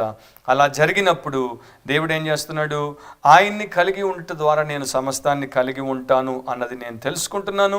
రెండవది, నా శీలానికి, నా యొక్క ప్రవర్తనకు, నా సృజనాత్మకు కావాల్సిందంతా ఆయన ఇస్తున్నాడు. ఆయన ఐశ్వర్యము నుండి నాకు ఐశ్వర్యాన్ని, ఆయన బలము నుండి నాకు బలాన్ని, ఆయన పవిత్రత నుండి నాకు పవిత్రతను, ఆయన సామర్థ్యము నుండి నాకు సామర్థ్యమును ప్రార్థనలో ఇస్తాడు. సో నా ప్రియ సహోదరి సహోదరులారా, ఆ రకంగా మీరున్నారా? సో మనం ఎప్పుడు గుర్తుపెట్టుకోవాలి, ఫస్ట్ అలైన్మెంట్, దెన్ అసైన్మెంట్. అంటే దేవుడితో ఫస్ట్ మనం మమేకం అవ్వాలి, తర్వాతే మనం దేవుడి కొరకు పనులు చేయాలి. ఈ రోజున చాలామంది మాకు అలైన్మెంట్ వద్దు, మాకు అసైన్మెంట్ చాలు అనే పరిస్థితిలో లోకంలో కనపడుతున్నారు. God give me this, God give me that, God make me this, God make me that. Always we are asking for an assignment. దేవా నాకు ప్రార్థనలో ఇది చేయి, లేకపోతే నాకు స్వస్థత వరం ఇవ్వు, నాకు ప్రవచన వరం ఇవ్వు, లేకపోతే నేను అద్భుతాలు చేయడానికి నాకు ఇది చేయి. Assignment, assignment, assignment. No alignment. Without alignment there is no assignment. That is all foolishness, that is all selfishness to the core. అది గుర్తుపెట్టుకోండి. సో వీళ్ళకి అసైన్మెంట్ ఇచ్చాడు. అలైన్మెంట్ తర్వాత ఏంటి అసైన్మెంట్? ఆయన మార్గమున వెళ్ళి ఆయన మాదిరిని అనుసరిస్తూ దేవుడి రాజ్య సువార్తను ప్రకటించాలి. తర్వాత తెలుగులో కేవలం దయ్యములను వెళ్ళగొట్టుటకు అధికారమును ఇచ్చాను అని ఉంది, కానీ కొన్ని ఇంగ్లీష్లో రోగులను స్వస్థపరచుటకు, దయ్యములను వెళ్ళగొట్టుటకు అని కూడా ఉంది. సో ఈ 3 పనులు చేయడానికి ప్రభు ఇచ్చాడు. ప్రైమరీ ఏంటి? గాస్పల్ని ప్రజెంట్ చేయడం. This is presenting God to a godless nation, godless world. దేవుడు లేని లోకానికి దేవుడిని ప్రదర్శించుట, దేవుడిని చూపించుట, దేవుడిని ప్రకటించుట, అది మొదట చేయండి. తర్వాత ఆయన ఈ యొక్క స్వస్థతలు, అద్భుతాలు ఏమి చేయాలో, ఆయన సార్వభౌముడు, ఎప్పుడు ఎవరికి ఏ రకంగా చేయాలో ఆయన చేస్తాడు. దాన్ని మనము కాదనట్లేదు. కాకపోతే దాన్ని మార్చకూడదు. మీరు కేవలం ప్రదర్శనలు, కనికట్టు ప్రదర్శనలు, హైపులు క్రియేట్ చేసేసి దేవుడిని మభ్యపెట్టలేరు అండ్ మనుషుల్ని ఎక్కువ కాలం మోసగించలేరు. సో ఇక్కడ ఒక విషయాన్ని గుర్తుపెట్టుకుందాం. ఈ రోజున ప్రస్తుతం ప్రపంచమంతటా కూడా సువార్తకు ఎక్కువ ప్రాముఖ్యతనివ్వరు, స్వస్థతకు ఎక్కువ ప్రాముఖ్యతనిస్తారు. సువార్త ఫస్ట్ ప్రకటించండి, స్వస్థత తర్వాత తీసుకొని రండి. యేసయ్య అంటేనే సువార్త, తన ప్రజలను వారి పాపముల నుండి రక్షించు రక్షకుడు యేసు, అది మొదట, తర్వాతే ఇది. ఎవరో ఇంగ్లీష్లో ఈ మాట రాశారు, నాకు బాగా గుర్తుండిపోయింది. నేను అది మీకు చెప్తాను. దానికి ఆన్సర్ మీరు అక్కడ లైవ్ చాట్లో రాయొచ్చు, లేకపోతే నాకు మెయిల్ పంపొచ్చు, SMS చేయొచ్చు. అదేంటంటే, what is important, keeping people out of the hospital or keeping people out of hell? మరొకసారి రిపీట్ చేస్తాను. What is important, keeping people out of the hospital or keeping people out of hell? మనుషులను ఆసుపత్రి నుండి బయటికి తెచ్చి ఉంచుట, లేకపోతే మనుషులను నరకము నుండి విడుదల చేసి రక్షించుట, ఏది ముఖ్యం? ఆన్సర్ మీకు తెలుసు, మీరు ఇవ్వండి. బట్ ఆన్సర్ ఒక రకంగా ఇచ్చి లైఫ్ని ఇంకొక రకంగా జీవించకూడదు. దాన్నే హిపాక్రసీ అంటాడు దేవుడు. సో ప్రభు దగ్గరికి వీళ్ళు వచ్చారు. మరి ఇప్పుడు తుది ప్రశ్న ఏంటంటే, మీరు ప్రభు దగ్గరికి వచ్చారా? యేసు దగ్గరికి వచ్చారా? ఆయన మీ పేరు పెట్టి పిలిచాడా? మీ పేరు పెట్టి పిలిచినప్పుడు, వ్యక్తిగతంగా మీరు పిలిచినప్పుడు ఆయనకు మీరు ప్రతిస్పందించారా? ఆయన దగ్గరికి వచ్చి చాలామంది ఏం చేస్తారు, యేసు నా రక్షకుడు అని బాప్తీసం తీసుకుని గమ్మునుండిపోతారు, ఎక్కడేసిన గొంగలు అక్కడలాగా ఉండిపోతారు. అలా కాదు. యేసుతో మీరు ఎదగాలి, యేసుతో మీరు నడవాలి, యేసుతో మీరు సాగాలి. అది దేవుని యొక్క ఉద్దేశం. యేసు ప్రభు కూడా పరిచర్య విస్తృతంగా ఉన్నప్పుడు, తినడానికి కూడా టైం లేనప్పుడు ఆయన మధ్యలో వెళ్ళిపోయేవాడు, కొండకి వెళ్ళిపోయేవాడు, అరణ్యానికి వెళ్ళిపోయేవాడు, ఏకాంతంగా దేవుడి సన్నిధిలో సమయం గడిపేవాడు. ఆ ప్రెషర్ యేసు మీదే అంత ఉన్నప్పుడు ప్రెషర్ నుండి బయటకు వచ్చి గాడ్స్ ప్రెజెన్స్లో ఉన్న ప్లెషర్ని పొందేవాడు, రిఫ్రెష్ అయ్యేవాడు, అండ్ వచ్చి వారిని రీజనరేట్ చేయడానికి అండ్ వారిని దేవుడి కొరకు మరి రివైవ్ చేయడానికి వాడబడ్డాడు. మరి మనకెన్ని ప్రెషర్స్ ఉన్నాయి? Good pressure, bad pressure, all sorts of pressures మన మీద ఉన్నాయి. వాటి నుండి మనం బయటపడాలంటే గాడ్స్ ప్రెజెన్సే. అండ్ ఈ ప్రెషర్ల కింద మనం నలిగిపోకుండా ఉండాలంటే ఆ గాడ్స్ ప్రెజెన్స్లో ఉన్నటువంటి ప్లెషర్ మనకి చాలా అవసరం. జేబీ ఫిలిప్స్ అనేటువంటి భక్తుడు ఒక పుస్తకం రాశాడు, వెన్ గాడ్ వాజ్ మ్యాన్, ఒకప్పుడు దేవుడు మానవుడై ఉండగా అనే పుస్తకం. దాంట్లో ఆయన ఈ రకంగా అంటాడు, లోకంలో ఉన్నటువంటిది మనిషి యొక్క శరీరానికి, ఆత్మకు, మనస్సుకు రుగ్మతలు అండ్ రోగాలు ఉన్నటువంటి ఈ లోకంలోనికి మరి సంపూర్ణమైనటువంటి యేసు బాగు చేయడానికి వచ్చాడు అని. సో నా ప్రియ సహోదరి సహోదరులారా, ఈ రోజున మరి మన శరీరానికి, మనస్సుకు, ఆత్మకు ఎన్నో రుగ్మతలు ఉన్నాయి. వాటికి పరిష్కారం ప్రభు అయిన యేసు సన్నిధి, వాటికి పరిష్కారం యేసు ప్రభుతో ఆ యొక్క కాంటాక్ట్ అన్నమాట. అందుకని ఈ కార్యక్రమాన్ని దేవుడు మనకిచ్చాడు, క్రైస్ట్ కనెక్ట్ అనేటువంటి కార్యక్రమాన్ని. సో ఆ కనెక్షన్, ఆ కాంటాక్ట్ అండ్ తద్వారా మన మీద ఇంపాక్ట్ చాలా అవసరం. అప్పుడే మన శరీరానికి, ఆత్మకు, మనసుకున్నటువంటి రుగ్మతలన్నింటి నుండి దేవుడు స్వస్థతనిస్తాడు. ఈ మాటతో నేను ముగిస్తాను. క్యాథరిన్ ఆఫ్ సియానా, మరి ఈమె ఒక క్యాథలిక్ భక్తురాలు. మరి ఆశ్చర్యపోనవసరం లేదు, క్యాథలిక్స్లో కూడా దేవుణ్ణి ప్రేమించిన భక్తురాళ్ళు ఉండేవారు.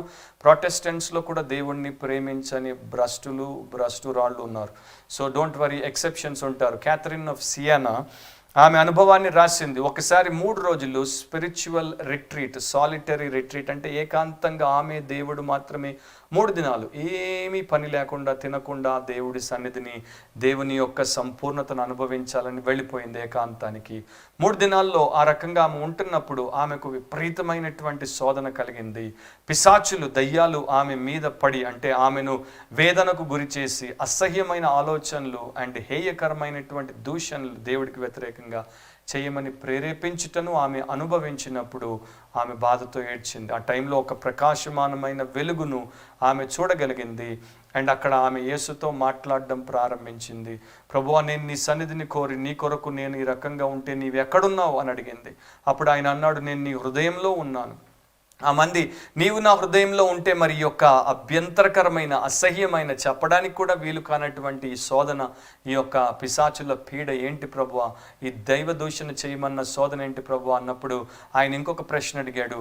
అది జరిగినప్పుడు నీకు సంతోషం కలిగిందా లేక వేదన కలిగిందా? ఆమె వెంటనే చెప్పింది, చాలా వేదన, బహు వేదన కలిగింది. అంటే వాటిని నేను అడ్డుకుని, ఎంతవరకు అనుమతించాలో అంతవరకు అనుమతించి వాటిని అడ్డుకున్నాను కనుకనే, నీ హృదయంలో నేనున్నాను కనుకనే అవి నీకు వేదనను కలిగించాయి. నేను లేకపోతే అవి నీకు సంతోషాన్ని కలిగించేవి. ఆ తర్వాత ప్రభు ఆమెను దీవించాడు. ఆయన ధన్యతలో ముందుకు సాగిపోయింది. దీంట్లో పాయింట్ ఏంటంటే, యేసు మన హృదయంలో, మన జీవితంలో, మన గృహంలో, మన సమస్తంలో ఉన్నప్పుడు, మనం ఆయనతో ఉన్నప్పుడు మనము ఆయనకు ఇష్టము లేని వాటిని బట్టి ఎన్నటికీ ఆనందించము. ఆయనకు ఇష్టమైన వాటిలోనే ఆనందిస్తాము. ఆయనకు ఇష్టము లేని వాటిలో ఆవేదన చెందుతాం. అండ్ ఆయన మనకు ప్రతినిత్యము దాంట్లో నుండి విడుదలను దయచేస్తాడు. ఈ రోజున చాలామంది సో కాల్డ్ క్రైస్తవులు ఈ ధన్యతను కోల్పోవడం చాలా దురదృష్టకరం. సో ఈ రాత్రి నా ప్రియ సహోదరి సహోదరులారా, నేను మిమ్మల్ని కోరేది ఏంటంటే, ఆ ప్రభు మిమ్మల్ని పిలిచాడు, మీరు వచ్చారా? రాకపోతే ఇప్పుడైనా పశ్చాత్తాపడండి, పాపమును ఒప్పుకొని విడిచిపెట్టండి, ప్రభు అయిన యేసు పాద సన్నిధిని కోరండి. అది తప్ప మనకు మరొక శరణం లేదు. సో ఈ చివరి మాటతో నేను ప్రార్థన చేస్తాను. కీర్తన 16వ అధ్యాయము 8వ వచనం, Psalm 16:8. సదాకాలం యెహోవా యందు నా గురి నిలుపుచున్నాను, ఆయన నా కుడి పార్శ్వమందు ఉన్నాడు కనుక నేను కదల్చబడను.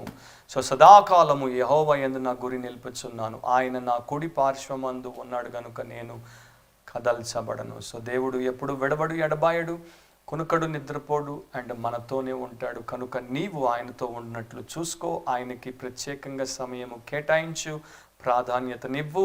ఆయన పక్కన ఉండక ఎక్కడెక్కడో తిరగొద్దు, ఆయన పక్కనే ఉండు, ఆయన్ని కలిగి ఉండు.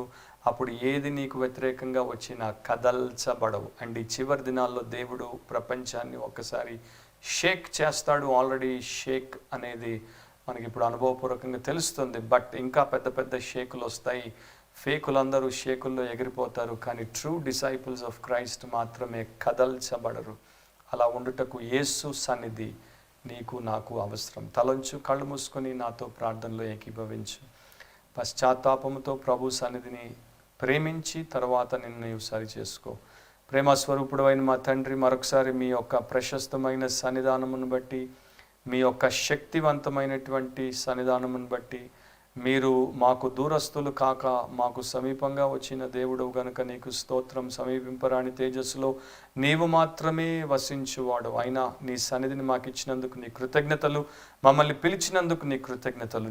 మేము ఆ రకంగా ఈ దినాల్లో మేము ఈ లోకము నుండి వెళ్ళిపోయే సమయము ఇంకా దగ్గర పడుతుండగా ఎక్కువ సమయం మీతో గడపడానికి మాకు కృపదయ చేయమని, మరి మీ ప్రార్థన, మీ వాక్య ధ్యానము, మీ సంఘ ఆరాధన, మీ పరిచర్యలో పాలు ఈ రకంగా మా జీవితాలను పటిష్టము చేసుకోవడానికి సహాయం చేయమని, కూడి వచ్చినటువంటి క్రైస్తవ సహోదరి సహోదరులను, సంఘమును అందరినీ దీవించి వర్ధిల్ల చేయమని, ప్రతి ఒక్కరూ ప్రతినిత్యము యేసు సన్నిధిని ప్రేమించి దాని కొరకు వారు అన్ని పక్కన పెట్టుటకు సహాయము చేయమని యేసు నామమున అడుగుచున్నాం తండ్రి, ఆమెన్.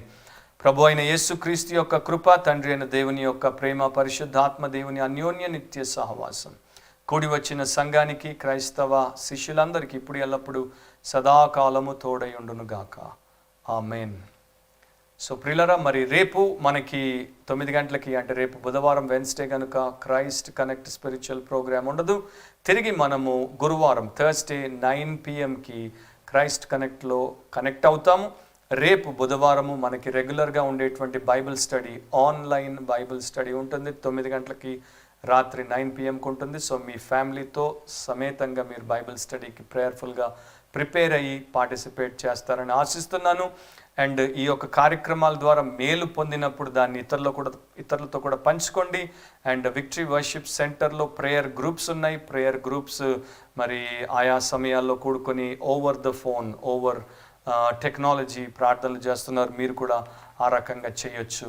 సో దేవుడు మిమ్మల్ని, మీ కుటుంబాన్ని ఘనముగా దీవించునుగాక, నిరంతరము మిమ్మల్ని అందరినీ తన కృపా సన్నిధిలో ఉంచునుగాక. Good night and God bless.